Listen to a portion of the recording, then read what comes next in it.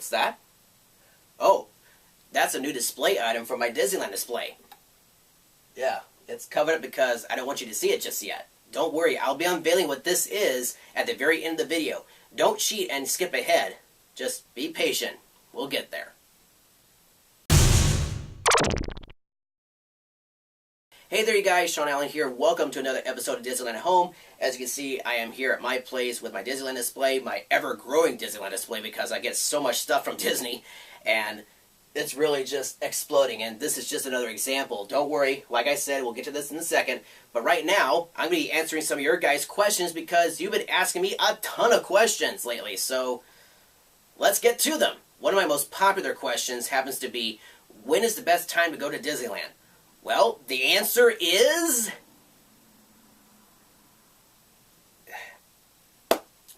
This is a difficult question to answer. The reason I say that is because it is always crowded at Disneyland. I think it's the most crowded during the summertime and spring break and on certain holidays like the 4th of July, Christmas, and New Year's. When I used to go, when I was a kid, the best time would be around the holidays like before Christmas and after Christmas. But lately, with all the annual pass holders, it's busy no matter what. Sometimes the crowds are a lot less during certain storms or if it's raining because people don't want to go to Disneyland when it's raining, right? Or if it's cold or, you know, that's usually one way to get to Disneyland with fewer crowds. It's the weather. Sometimes that's a factor. Other times could be if they've got something going on at Disneyland or Disney Comfort Adventure. But let's just say that right now it's very crowded at Disneyland. In fact, it's been crowded lately. So I can't say a particular time or date as to when it's the best time to go to Disneyland because it's always going to be crowded. Let me just say this. If you have a particular ride you want to get on, I would suggest getting it out of the way right away because it's going to get crowded no matter what. Like, for example, if you're going to Hyperspace Mountain or Soarin' Around the World, you can either get on the attraction first thing or get a fast pass and get on it later on. There's different options. Let me just state that you can't get multiple fast passes for different attractions in Disneyland and Disney California Adventure. You only get one per park. That means you get one attraction fast pass in Disneyland and one attraction fast pass in Disney California Adventure at the same time. You can't get multiple ones during the same time you have those fast passes on those attractions. You have to use up those fast passes first, and then there's like a little period where you can't get a fast pass, like say 10 or 15 minutes, and then after that has expired, you go and get another fast pass. And hopefully it's one you can still get. Like, usually the Radiator Springs Racers goes by very quickly. Tower of Terror definitely was a big one. Soarin' Around the World is definitely one you need a fast pass. Right now you got the Fast Pass Max, which is supposed to be for the Toy Story Midway Mania and for the Matterhorn. I don't know if that's still in effect right now, but that's one where you have to pay extra on the Disneyland app. I know some of us are not that particularly happy about that, but if you want to use that, definitely use that. If you want to spend a little bit of this, extra, basically. You can't get it with your admission price. But the other fast passes for like Big Thunder Mountain, Indiana Jones, Star Tours, Buzz Lightyear Astro Blasters, those are free. You just use your ticket or your annual pass. There's a little scan boxes around the different parks, and you can scan your ticket and you'll get a fast pass. One attraction I think that needs a fast pass in Fantasyland is definitely the Peter Pan flight attraction. That one has like usually a 40 to 50 minute wait all the time, which is insane. Here's the next question I get.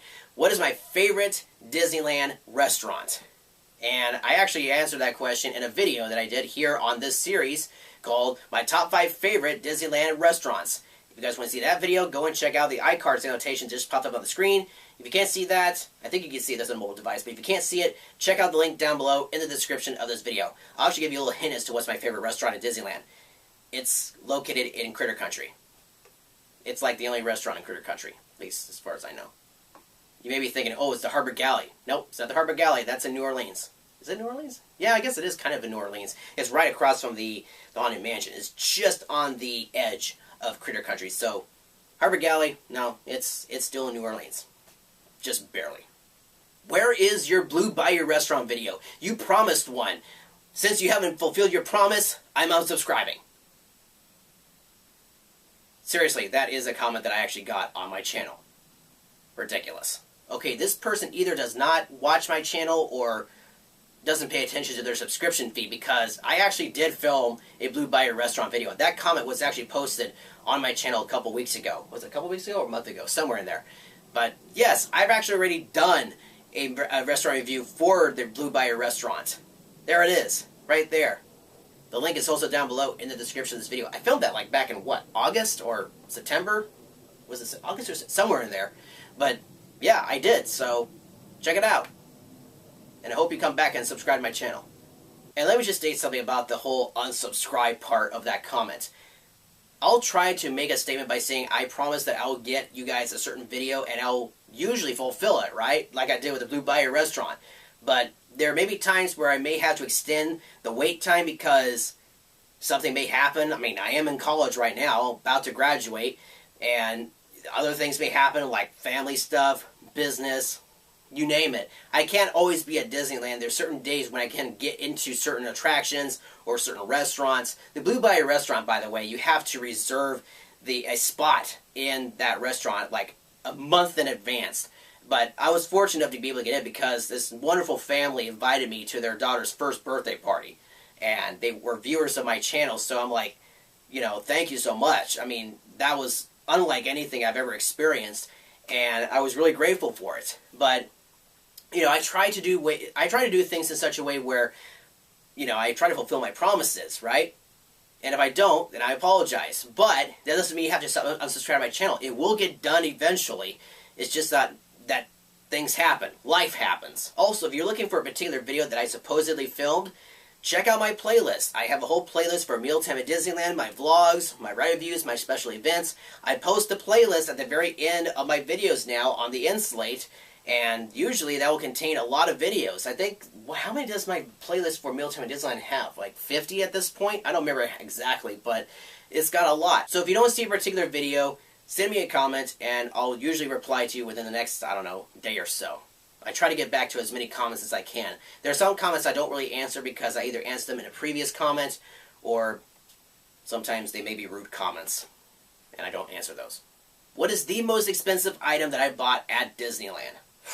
That's actually a very tough question because I've gotten a lot of different things at Disneyland that are really expensive. But if I had to really pinpoint as to the most expensive item that I've gotten from Disneyland, I think it happens to be this small miniature CK holiday train. This was over $100 bucks. 150 to be precise. Yeah. Very expensive for this small train. Well, technically you could actually run this on a very small train set, but I don't have a small train set, but I wanted to have this because this is very unique. Unfortunately, they're not selling this right now, so this is a collector's item. I think my least expensive items would have to be these ID cards from Autopia. I got the one when they had the Chevron sponsor, and here's the one from Honda. Yeah, so I think these were the least expensive items I've gotten from Disneyland. I think these run about, what, $5 bucks? That's cheap compared to this. Do I collect pins? Well, before I would say no, because I didn't really collect a whole lot of pins. But I guess lately, yeah, I guess I do collect pins. As you all, ooh, I just bumped this by accident. As you all know, during the 60th anniversary, they had a special collection of pins that was being sold at the Disneyland Resort. And as you can see, my lanyard here is full of medals and even a few medallions. The medallions being these larger medals. And yes, this wasn't cheap. These were not cheap at all. In fact, 2 of them I got in the mail. 2 or 3? 3 actually. This Grizzly River Rapid Run, the Alice pin, and this Dumbo pin. Those I got from, where did I get those? Oh yeah, Amazon. But all the rest I got from Disneyland, and yes, these were for the 60th anniversary. Not cheap, but worth it, because there's not going to be another 60th anniversary ever for Disneyland, and yeah, this is something to remember Disneyland by. Why does this keep going back there? There we go. So, yes, this obviously was a really expensive item to get, but hey, it's cool. And let me just say that it's very heavy. Look at this. I've seen people wear these at Disneyland, but you're not going to see me wear this at Disneyland because these are pins I do not want to part with. Because once these are given away, I won't get these ever again. I would have to go to Amazon or eBay for the really expensive prices, and shipping and handling, and for the sales tax. This thing's very heavy too. By the way, are you guys interested in seeing my pen collection? I know I filmed a video a couple years back, but I've gotten new ones, obviously. So if you guys want to see a whole new video of my pen collection, hit the thumbs up button or leave a comment down below. Also, you guys want to see a whole video about my new display. Like, literally, there's a ton of stuff up here that wasn't here a couple years back. So if you guys want to see a whole new video about my Disneyland display, again, hit the thumbs up button and leave a comment down below. And again, it's greatly appreciated. Alright, the moment we've all been waiting for. What is this? What is behind this blanket? I guess, well, actually it's a piece of felt. But what's back here? Okay, so for a while now, I've been toying around with the idea of actually building a new model, and I like building stuff. This is a paper model, by the way, and I'll go ahead and just give them a shout out. It's from DisneyExperience.com. Is it .com or .net? I'll post the link down below in the description of this video, but this is a totally free paper model that you can download for yourself. You can build it. Let me just state that this took me quite a while. I would say it took me about 3 weeks to build. It's almost complete. It's about 95% done. There's still a small section that needs to be added on, but all in all, it's pretty much done. But let me just state that this is one of the biggest models that I've ever built. By the way, the castle that I have here and the Haunted Mansion, those are also from Disney Experience, and even the hidden Nautilus back here, those are also from the Disney Experience website. Again, you can check them out. They are free downloads, and they're really cool. Let me just, actually the Disneyland Castle took me a month to build, so that took a lot longer. They are definitely a lot of fun to put together, and they have a whole bunch of other attractions that you can actually build as paper models. They've got the Temple of the Forbidden Eye, they got the Skyway, they have paper models of characters like Anna and Elsa, anybody you can think of. They got Cars characters, they got Star Wars characters, Pirates of the Caribbean, you name it, they probably have it. If you want to see that website, go and check out the link. But right now, let's unveil what I got back here. Now, as we all know, we lost a very cool attraction at Disney California Adventure that's now being converted to Guardians of the Galaxy Mission Breakout. That was the Tower of Terror. If you guys don't follow me on Facebook, I think I posted maybe one photo on Instagram. I don't know if I did, but I've hinted about it on my stories and in my videos, and I showed clips as to what these teasers were going to be about for this model here. And as you can probably imagine, yes, I built the Tower of Terror, and it is really that high. Ladies and gentlemen, I am pleased to present to you the Twilight Zone Tower of Terror paper model. There it is, folks. That is ginormous. I was thinking about doing this for a long time, and I finally did it. And like I said, this took me about 3 weeks to build, and there is a lot of detail to this. And if you don't have the patience to build this, this probably isn't the project for you, but I would say at a skill level, this is definitely like an 8.5 in order to build this model. It's completely made out of paper, and the instructions say that you need to glue the pieces together. I went the easy route and I taped it together, because so if I was to actually glue everything together, it probably would have taken me twice the amount of time to tape it all together. So this probably would have taken maybe 2 to 3 months. That's a long time. As you can probably guess, this does have a lot of detail. Look at that. That's crazy. This is the section that I haven't added just yet. It will be added on soon. Here are my 2 pieces from the Hollywood Tower Hotel. The bell.